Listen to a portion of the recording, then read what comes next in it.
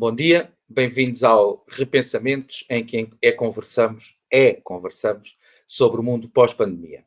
O convidado de hoje exerceu durante 40 anos atividade nos departamentos financeiros e de mercados de bancos portugueses em Lisboa, Londres, Madrid e Luanda. E hoje em dia exerce funções de assessoria e consultadoria nessas mesmas áreas.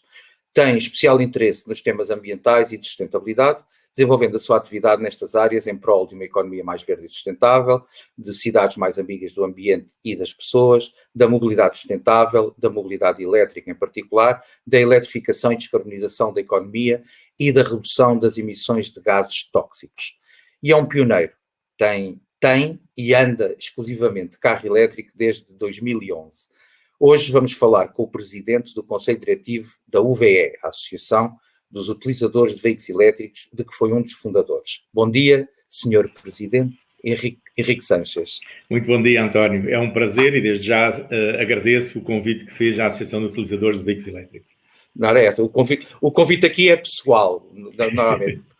Não é coincidência seres o presidente da UVE, mas queremos pick your brain, conversar contigo e perceber como é que estás. Olha, antes de mais, como é que tens estado a viver esta fase? Quer pessoalmente, quer profissionalmente? Bom, um pouco como todos, não é? De repente vimos-nos dentro de um filme para o qual não fomos convidados e pelos vistos também não recebemos nenhum cachê. Isto é como se tivéssemos entrado num túnel do qual não vemos a luz ao fundo do túnel, nem sequer sabemos qual é o comprimento desse túnel. É uma sensação esquisita, mas pronto, aqui estamos. Eu estou há mais de 2 meses em casa, em teletrabalho, assim como toda a minha família. Felizmente estamos todos bem de saúde, que é o mais importante nesta fase. E no teletrabalho, tens sentido que és mais produtivo do que eras ou não há grande diferença?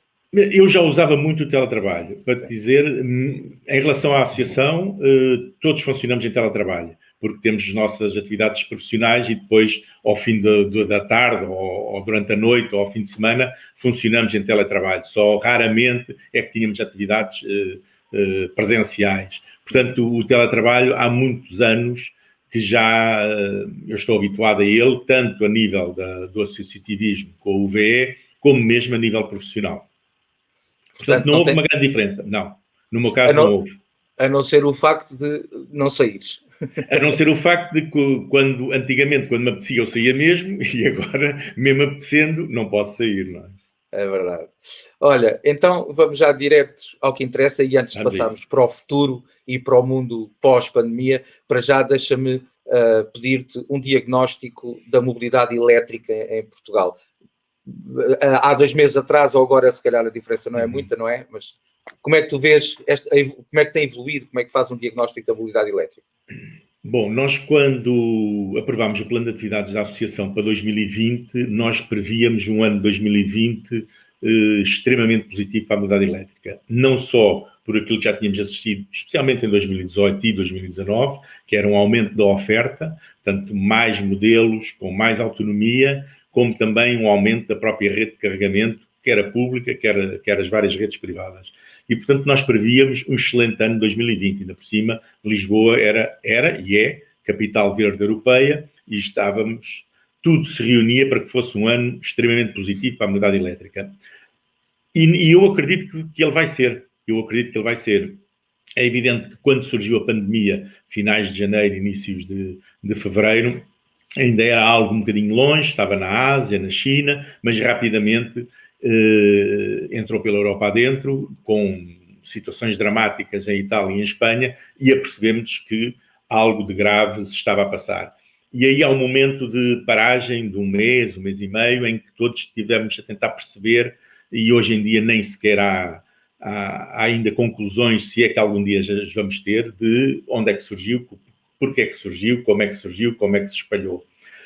Portanto, a mobilidade elétrica para nós ia ser um ano, e vai ser seguramente um ano fantástico. Porquê? Porque esta pandemia, esta obrigatoriedade de nos confinarmos, a paragem brusca de toda a atividade económica, a paragem brusca, temos a aviação toda no chão, os aviões estão todos no chão, os cruzeiros pararam, grande parte da atividade industrial, cerca de 50% da atividade industrial, parou. Nós deixámos de nos deslocar para os locais de trabalho E houve uma explosão de teletrabalho, teleensino com as escolas, teleconferências, como esta que estamos agora a fazer. E este abrandamento brutal, o que trouxe algo positivo, que foi aquelas pessoas que ainda hoje não acreditavam que era possível termos cidades mais amigas das pessoas, menos poluídas, com menos ruído, mais agradáveis, as pessoas viram isso na realidade. Vimos cidades com o céu muito mais límpido e claro, as cores muito mais vivas, os chilrear dos passarinhos por tudo quanto era sítio.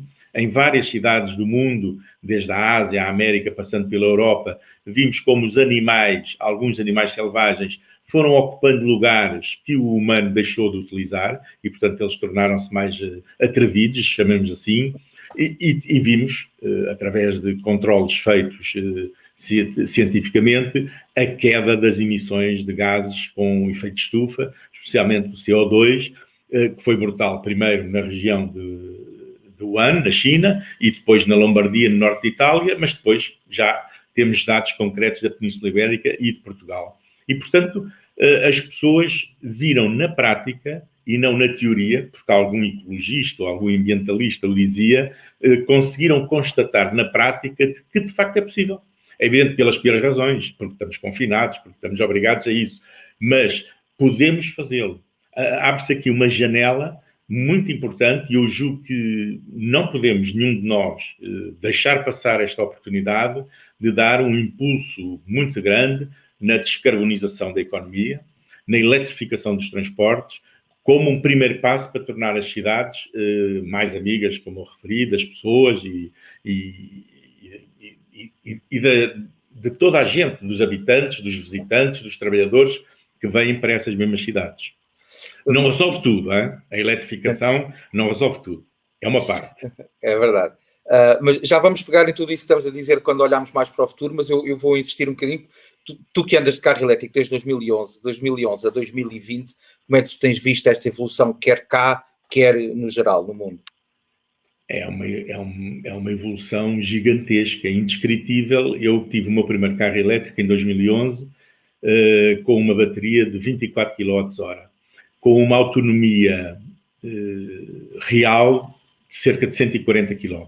Portanto, eu só poderia ir até 70 km de Lisboa, para voltar a Lisboa em segurança, ou até 140 km, desde que eu no local de destino tivesse possibilidade de carregar.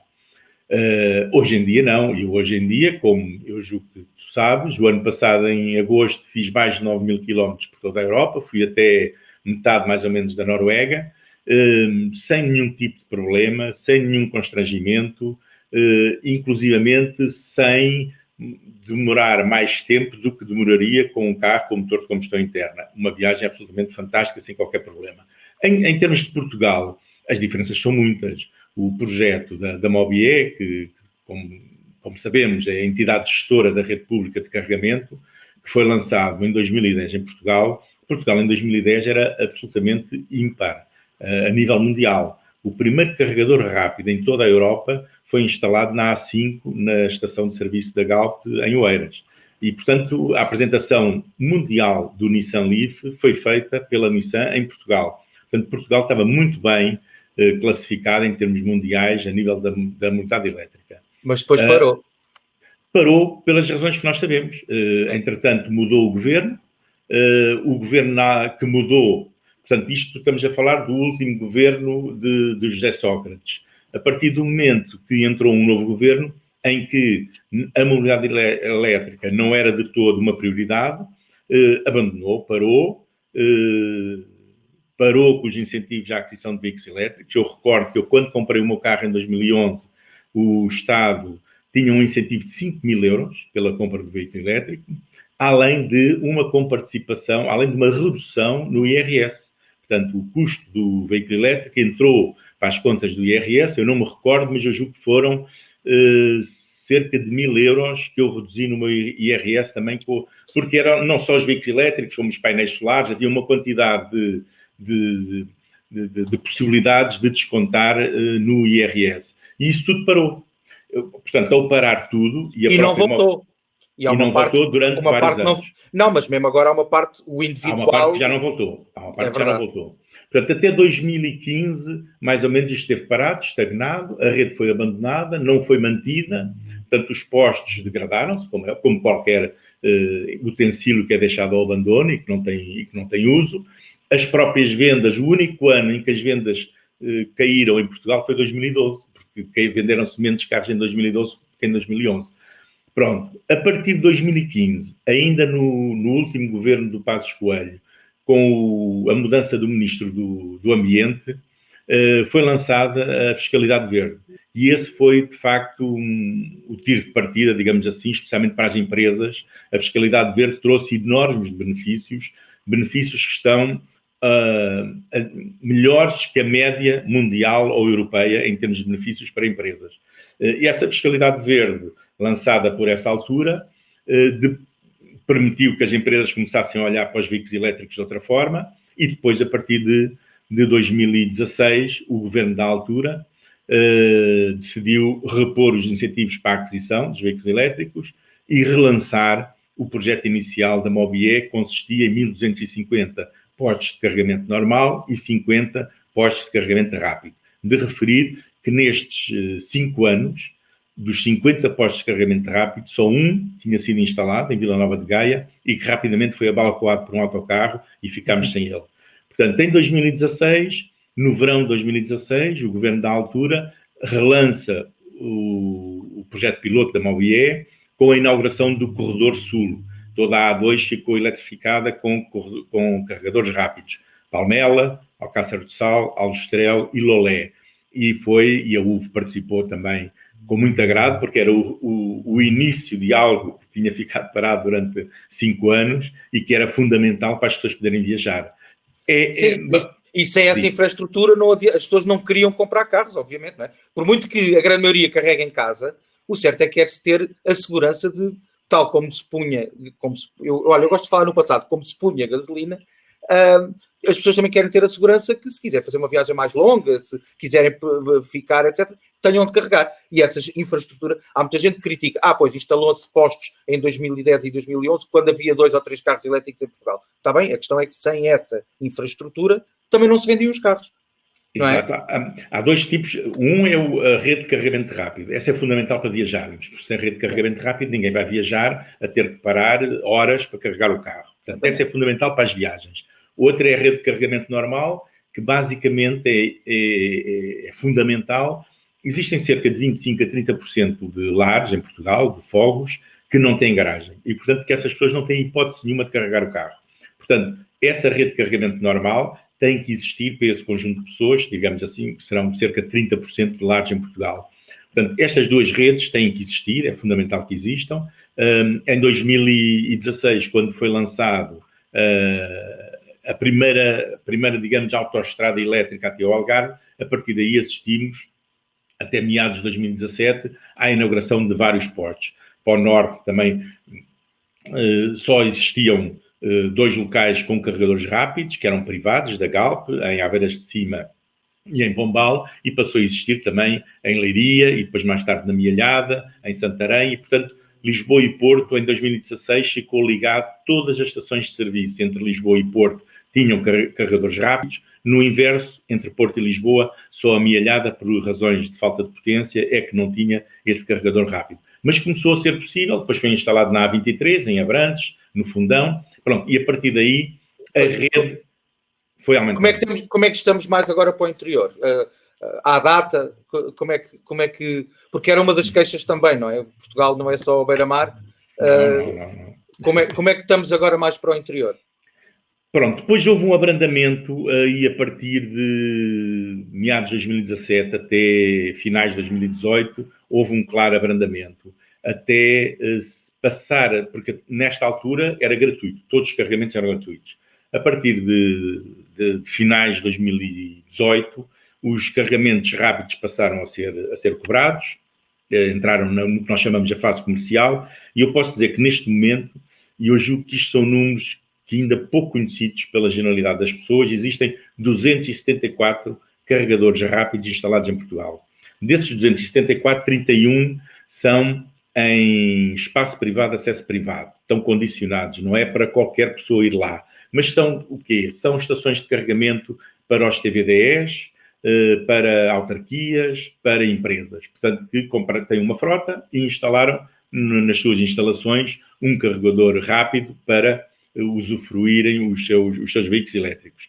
Mas 243 estão na rede pública. Desses 243, estão instalados 166, estão em fase de instalação, portanto já estão no local, mas estão pendentes ou de um ramal de acesso ou de qualquer outra situação, 22. E 55 estão aprovada a sua localização, mas ainda não estão instalados no local. Dos tais 166 que já estão instalados, 101 estão ligados, instalados e a funcionar. E este é um número que pode dar um excelente título, que é ultrapassarmos pela primeira vez o número mágico dos 100 carregadores rápidos a funcionar em Portugal. E 65, estando instalados, ainda não estão ligados, porque falta ou uma certificação ou uma homologação do próprio aparelho.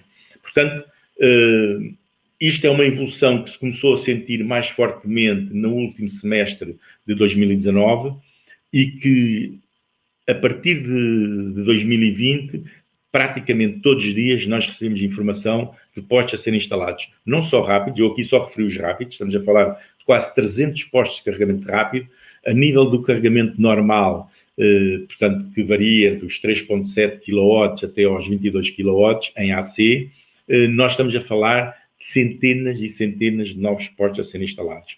Os 3 concursos principais da Mobié, que vão pôr um fim no projeto piloto da Mobié, como nós sabemos, era um projeto piloto, estava previsto para durar 1 ano e meio, lançado em 2010, deveria ter acabado antes de 2012. Hoje, passado 10 anos, ainda não está fechado o projeto piloto. Mas dos 3 concursos fundamentais, 2 foram lançados em 2017, que eram os de aumento de potência, os 100 postos de carregamento normal, mais utilizados em todo o país, receberam um aumento de potência de 3.7 para 22 kW. Desses, esse concurso está feito, está entregue, está concessionado, os postos, mais de 50% estão ligados e a funcionar, perto de 60% nesta altura, alguns ainda não estão. Por várias razões, a maior parte das razões devem-se a que não existe potência. Portanto, o concurso diz que aquele posto, naquele local, tem que ter uma potência de 22 kW, e normalmente é um posto duplo, portanto precisa no mínimo de 50 kW, e não existe. E, portanto, isso leva a obras de construção civil, a novos ramais, enfim. Depois houve o concurso dos 202, que era o concurso para instalar em cada sede de concelho um posto duplo de 22 kW. O objetivo desse era aquilo que tu referias, era levar a todos os concelhos de Portugal, no mínimo, um carregador duplo, portanto, 2 tomadas de 22 kW. Esse está a avançar também muito fortemente, mais de metade desses postos já estão instalados e a funcionar, e depois restava aquilo que nós chamamos de via pública. A via pública, os postos mais antigos, que eram do fabricante EFASEC, foram instalados em 2010 e que já foram descontinuados pelo próprio fabricante, e que muitos deles estavam vandalizados ou estragados, e quase todos eram de 3.7, de potência 3.7. O concurso foi lançado o ano passado, foi já fechado, foram entregues as concessões, estamos a falar de 11 lotes, no total de 663 postos de carregamento normal, que foram entregues aos concessionários que ganharam o concurso. Portanto, tinha sido anunciado que até ao final do primeiro semestre iriam estar todos entregues aos concessionários, aos operadores. Provavelmente com esta interrupção poderemos ter aqui um atraso de 2, 3 meses. Eu creio que até final do verão teremos estes mais 663 postos entregues a operadores. Eu só gostava de referir uma coisa. Muita gente diz, a Mobié não cuida dos postos. A Mobié não tem que cuidar dos postos. A Mobié é a entidade gestora da rede de carregamento. A Mobié tem que fazer o seu trabalho bem, que às vezes também não faz, que é gerir a informação, gerir os fluxos, quer de quilowatts-hora, quer de euros, para que os operadores, que esses sim são os responsáveis do ativo, do posto, possam fazer o seu trabalho. E isso tem levado aqui a algumas confusões.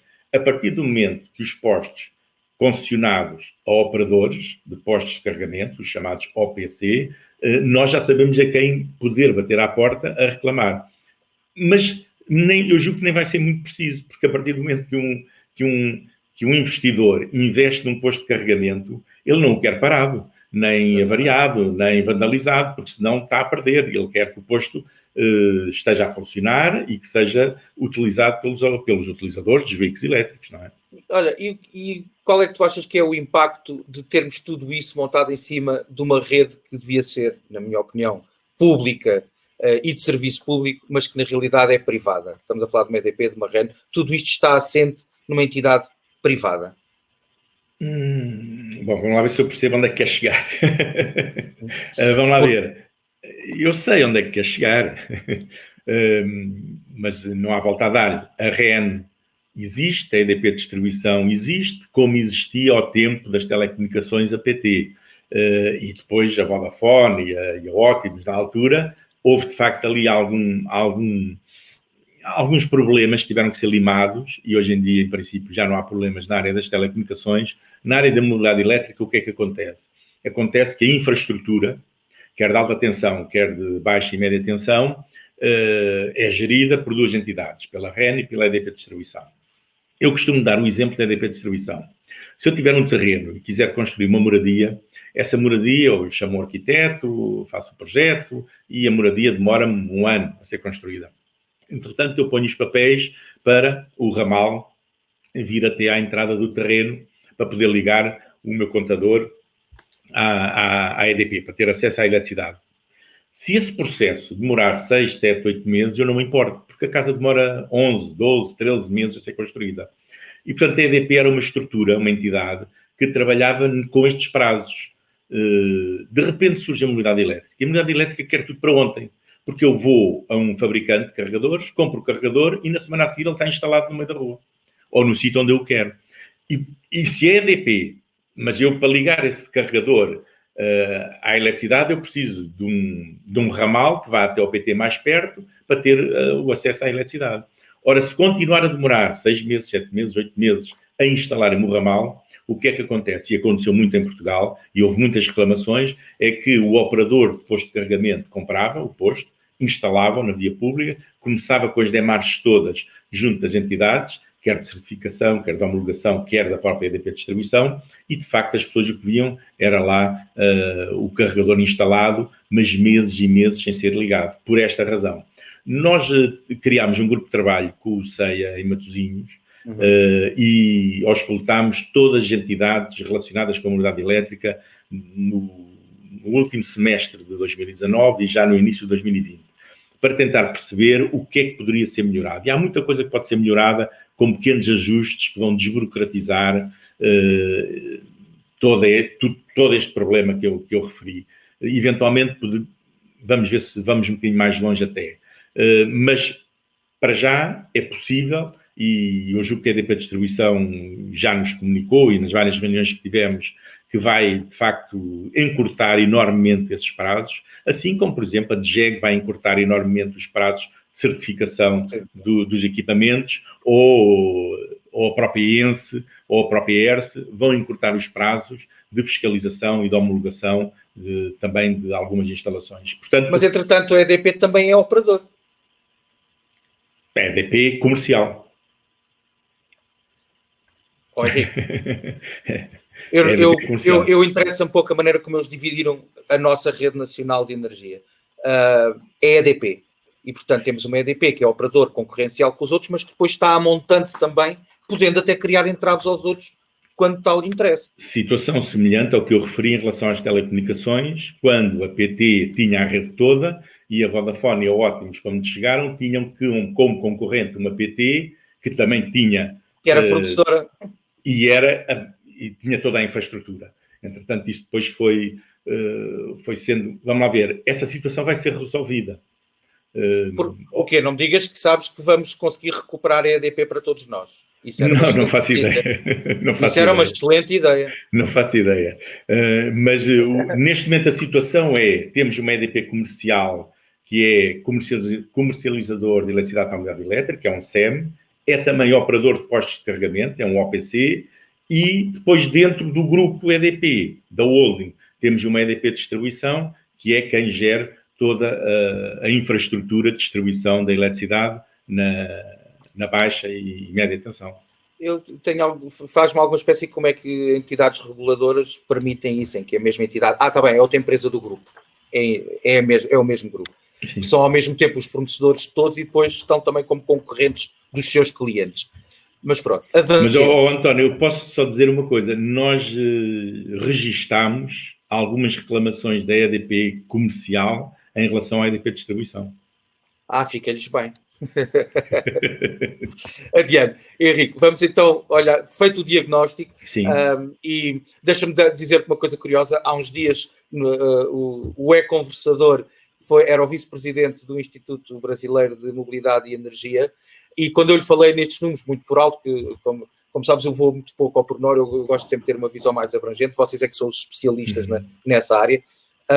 Mas quando lhe dei uma ideia das centenas de postos e por aí fora e tal, ele ficou de boca aberta, porque eles não são 10 milhões, são 200 milhões, e apesar de estarem há muitos anos a tentar, continuam a arrancar. E então quando eu lhe disse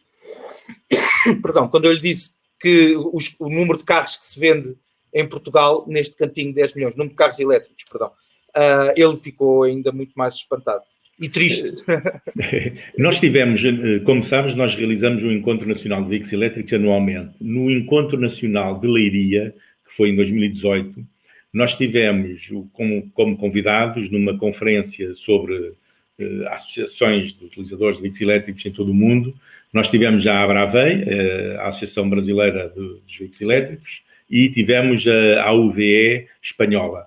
E tivemos representantes de um brasileiro e um espanhol dessas associações. E, de facto, eles ficaram espantados porque, então, nessa altura, em 2018, no Brasil, não havia rigorosamente nada. Agora já começa a haver alguns postos de carregamento. De qualquer forma, eles têm um lobby muito forte do álcool como combustível, que não quer a entrada dos carros elétricos no Brasil, porque é uma fonte de receita interna muito grande, o álcool como combustível.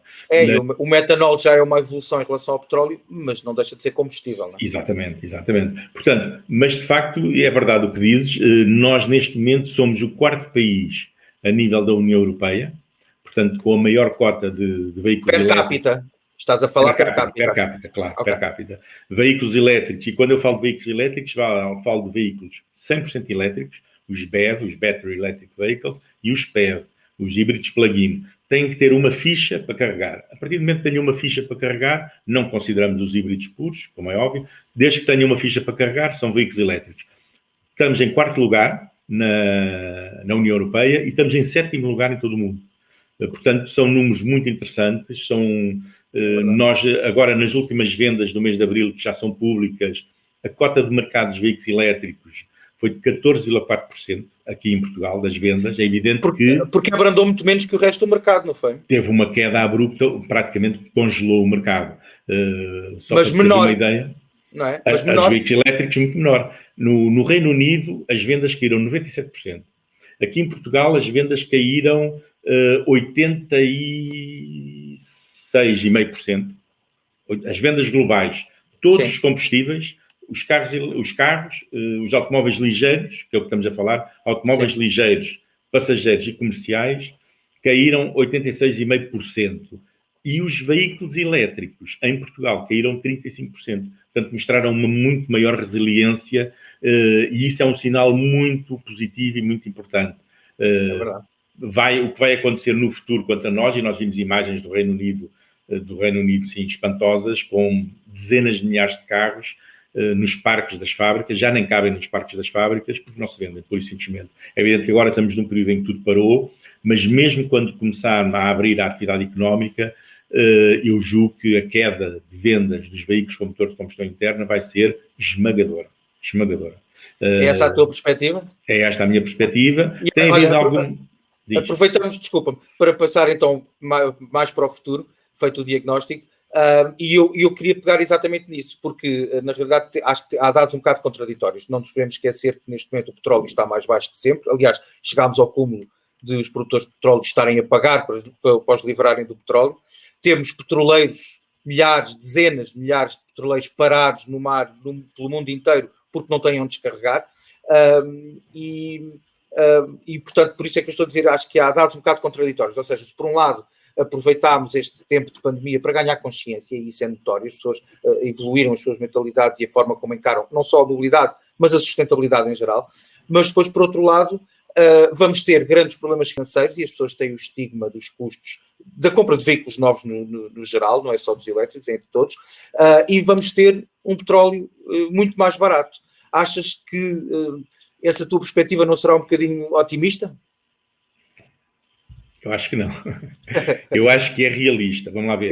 Eu espero que não é? Mas o petróleo, todos nós vimos, e alguns de uma forma incrédula, foi para valores negativos. Portanto, as petrolíferas pagavam a quem quisesse levar o petróleo porque eles necessitavam de espaço para armazenar mais petróleo. E isso provocou uma baixa do preço do petróleo, até chegar aos valores negativos, e a uma ligeira baixa do preço dos combustíveis. Mas, curiosamente, apesar do preço do petróleo nunca ter recuperado para os valores pré-Covid, pré-crise, na próxima segunda-feira já foi anunciado um aumento do preço da gasolina e do gasóleo aqui para Portugal. Portanto, vamos voltar ao mesmo, chamemos assim. Sim, mas isso é uma questão de receita fiscal, não é? Pronto, vamos lá, porque houve várias coisas neste momento. Houve o petróleo muito baixo e que se vai manter muito baixo, seguramente.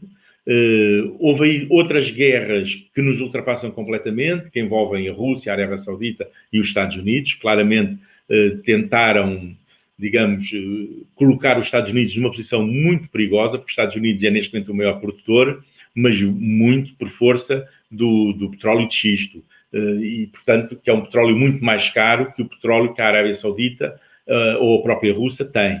E, portanto, ao fazerem descer o preço, estão a criar dificuldades a países como os Estados Unidos, mas também como a Venezuela, como Angola, como o Brasil. Esses países todos não aguentam o preço do petróleo nos $20. Enquanto que a Arábia Saudita ou os países do Golfo ou a própria Rússia aguenta o preço do petróleo até abaixo dos $20. Portanto, aí há uma outra guerra que nos ultrapassa, mas o principal que eu acho do que está a acontecer é as pessoas perceberem o peso que têm. Vamos lá ver. Tudo parou porquê? Porque as pessoas não consumiram. As pessoas já não consumirem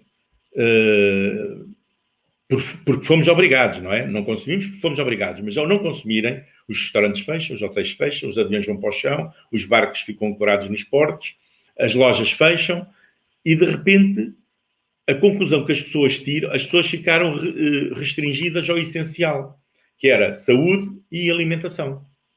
É evidente que, com algumas atividades que não pararam, as tais de teletrabalho, a teleescola e por aí fora.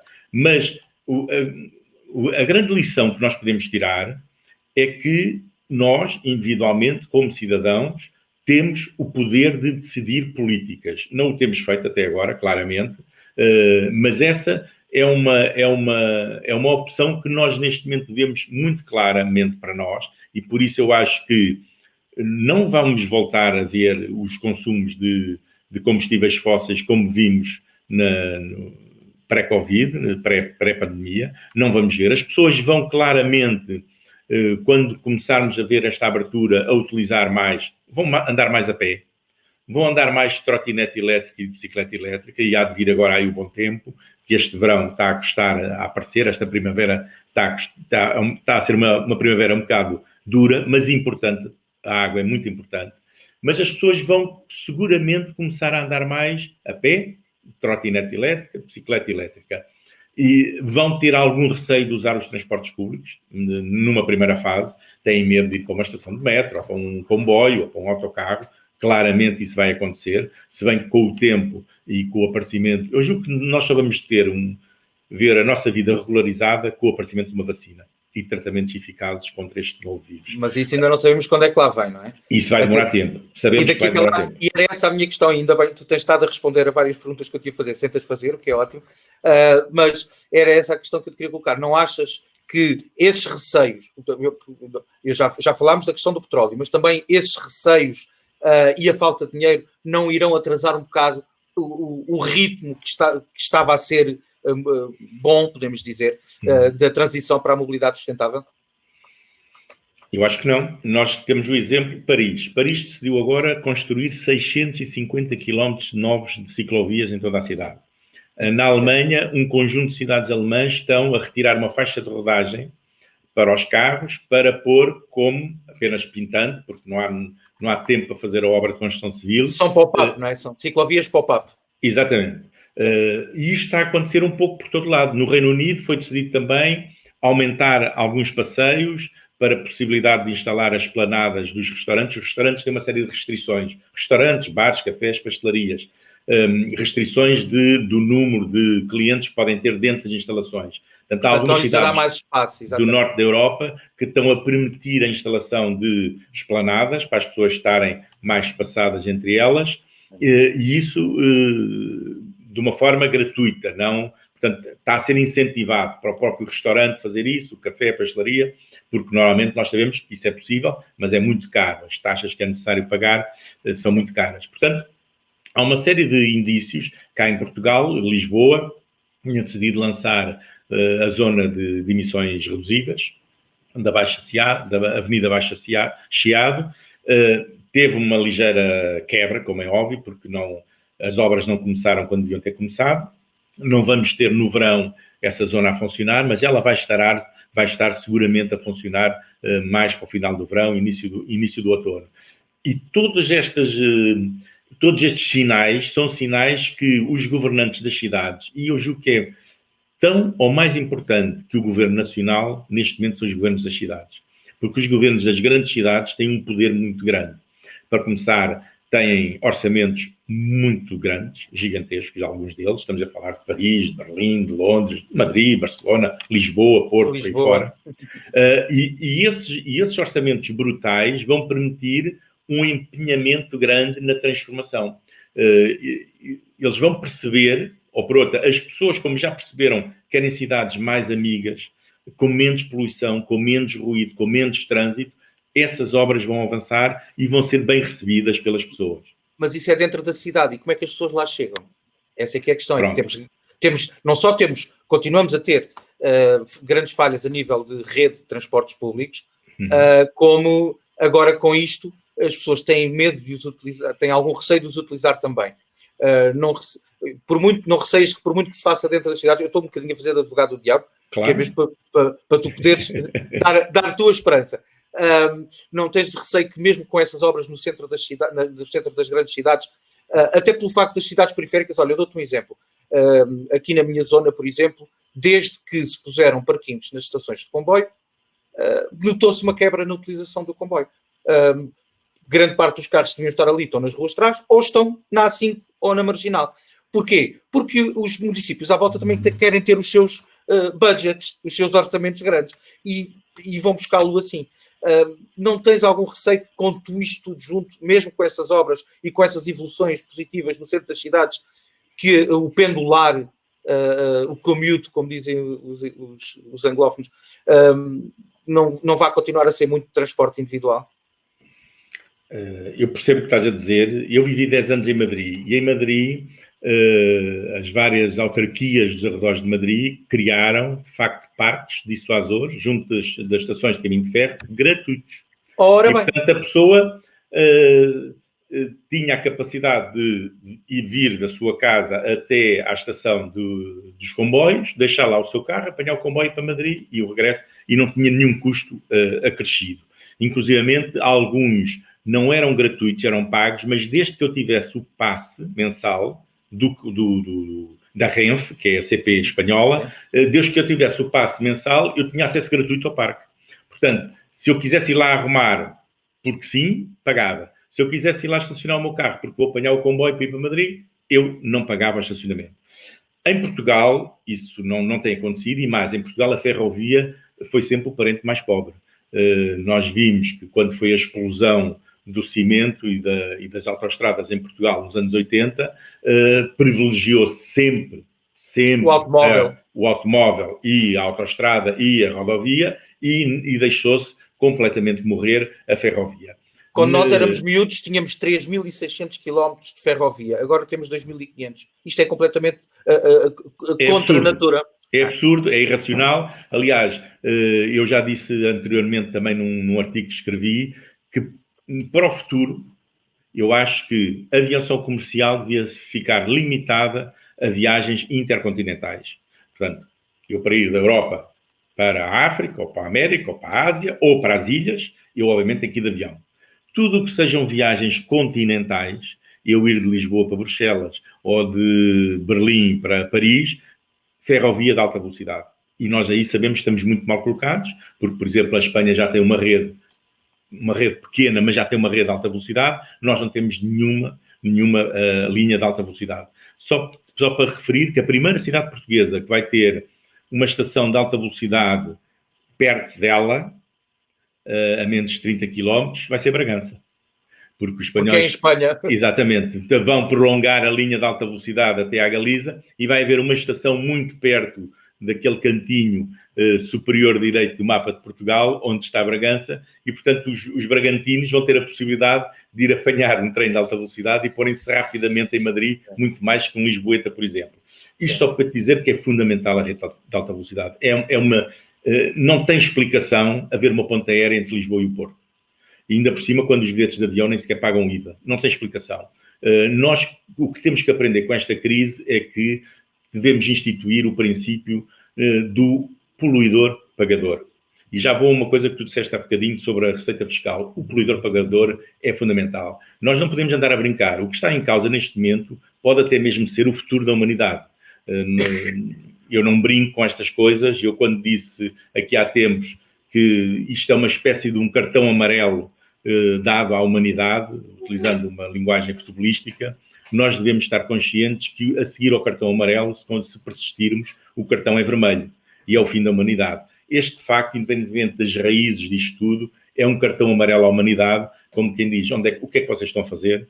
Vocês estão a destruir os recursos todos que existem, que não são renováveis, estamos a consumir em excesso, estamos a criar lixo em excesso, estamos a utilizar utensílios que não precisamos para nada, rigorosamente, e este momento de confinamento em que todos nós estamos a viver tem levado as pessoas a refletirem sobre isto e a repensarem o seu modo de vida, inclusive a nível da alimentação, mas a nível do consumo em geral, que não é... Eu tenho falado com alguns amigos meus que me dizem que chegaram ao fim do mês com mais dinheiro do que normalmente chegavam ao fim do mês, porque não necessitaram de andar a comprar coisas no centro comercial, depois eles viram que não eram essenciais para o seu bem-estar e para a sua vida. E, portanto, nós estamos... E aqui é uma área muito mais alargada do que a área da UVE, como é óbvio, mas como os perigos que eu vejo no horizonte são perigos que põem em causa a própria humanidade, eu tenho que estar atento também a esses perigos. E daí eu achar que este é um momento fantástico, apesar de todos os problemas de saúde pública, apesar da enormidade de mortes que temos tido, este é um momento fantástico para nós refletirmos e tomarmos decisões sustentáveis do nosso futuro. Em relação à questão fiscal, tu abordaste há bocadinho, de facto é um problema. Eu vi que durante esta pandemia as infraestruturas de Portugal resolveram lançar para o ar, como quem não quer a coisa, uma contribuição, a necessidade de se começar a pensar numa contribuição sobre os veículos elétricos. Contribuição, taxa, imposto, não sabem bem o que é, para pagar a conservação das estradas. Pois bem, sou frontalmente contra. A associação é frontalmente contra, porque se é necessário... Primeiro porque os veículos elétricos são 0,3% do parque automóvel instalado em Portugal. Portanto, o impacto fiscal é absolutamente insignificante, não tem qualquer significado, mas nós sabemos que vai ter no futuro.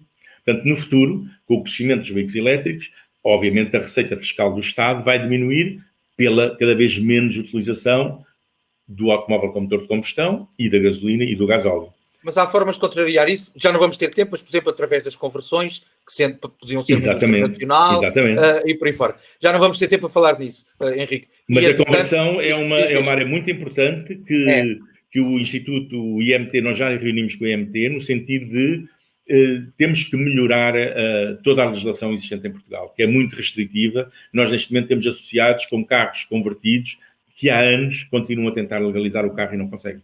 É verdade.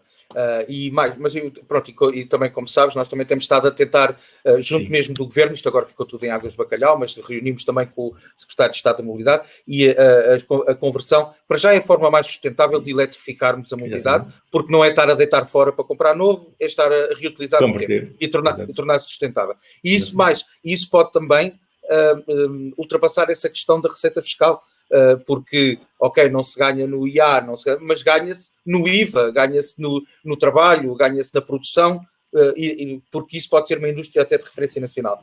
Fica para outra conversa, fica a nota, no fundo acabaste por, sem eu perguntar, respondeste, porque eu estava ia perguntar o que achas que podemos e devemos fazer para melhorar a nova normalidade, para que o mundo pós-pandemia seja melhor que o anterior, e tu acabaste por responder a isso. Deixo-te uma nota final, até porque vocês fizeram um documento muito interessante, que é o 2.0. A Terra 2.0, sim. Exatamente. E, portanto, como nota final, dá-nos uma ideia muito, muito básica, muito sucinta do que é isso, porque é um excelente recado final. Bom, basicamente é isso, é como se tivéssemos que reiniciar as nossas vidas. O Terra 1.0 correu mal e ia-nos levar a uma situação muito complicada e vamos reinicializar com um Terra 2.0. É apenas uma figura de estilo que nós usamos, mas cujo objetivo é todos nós, cada um de nós, repensarmos. Eu tenho visto imensos exemplos de pessoas que têm possibilidade numa varanda ou num quintal de, por exemplo, terem pequenas hortas, passaram a tê-lo. A questão do teletrabalho, neste momento há muitas pessoas e mesmo muitas empresas, a própria empresa vai beneficiar com o teletrabalho, porque reduz os seus custos fixos. O próprio trabalhador vai beneficiar, passa a ter o tempo disponível que gastava nas viagens entre o trabalho e a empresa e o trabalho, para a sua família, para lazer, para o que ele muito bem entender. Portanto, há aqui um conjunto de situações que nós neste momento confirmamos pela nossa prática, apesar de ter sido uma prática obrigada, mas confirmamos que podemos ter uma vida melhor, consumindo menos. Reparamos que um médico ou um enfermeiro é muito mais importante que um comentador desportivo ou que um programa desportivo que nos inundava as nossas casas de segunda a segunda, porque neste momento já eram todos os dias, eles tinham que estar a falar sobre o futebol. E, portanto, nós vimos que estamos já há 2 meses sem ouvir falar de futebol e ninguém morreu por causa disso. É evidente. E eu gosto muito de desporto, atenção. E gosto muito de futebol. Mas cada coisa no seu lugar, não é? E exatamente. O que nós vemos é isso, é que havia um exagero. Telenovelas que nos inundavam com assuntos que não têm nenhum tipo de sentido, enquanto vimos que um investigador, um cientista, um professor, um médico, mas tantas outras profissões que nós vimos que foram e são essenciais. Um trabalhador de uma caixa de um supermercado, um motorista de um caminhão que transporta produtos essenciais de um lado para o outro, enfim, os trabalhadores que nos fazem chegar eletricidade, água, telecomunicações às nossas casas. Esses, sim, devem ser valorizados e, nesta fase, cientistas, investigadores, porque precisamos de uma vacina, porque precisamos de medicamentos. Houve vários alertas, António, tu sabes disso, houve vários alertas sobre possíveis pandemias e nenhum governo em todo o mundo deu atenção a esses alertas. Exatamente. E achas mesmo que ganhámos essa consciência e isso vai se traduzir em comportamentos? Achas mesmo que vamos cada um de nós fazer melhor? Isto agora é bem para si ou não? Achas que vamos cada um de nós fazer melhor e exigir que quem governa faça melhor? Achas mesmo? Há muito mais pessoas a achar isso. Vai haver sempre velhos do Restelo, António. Isso não há volta a dar. Vai haver sempre casmurros.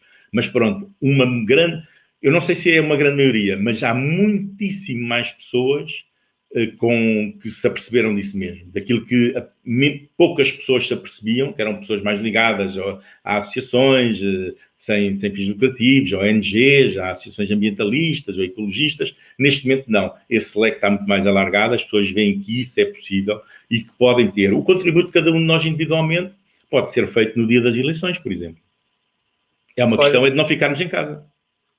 Olha, também é bom que nos apareçam opções com que nos identifiquemos e que que nos deem estas opções. Henrique, obrigadíssimo. António, acabamos com essa nota. Eu agradeço, obrigado. E vamos nos mantendo em contacto. Sim, senhor. Tá? Um abraço, obrigado. Até já.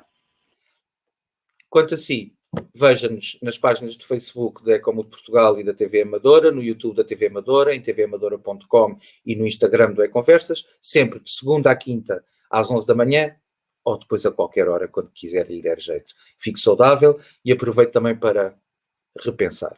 Até sempre. Até já.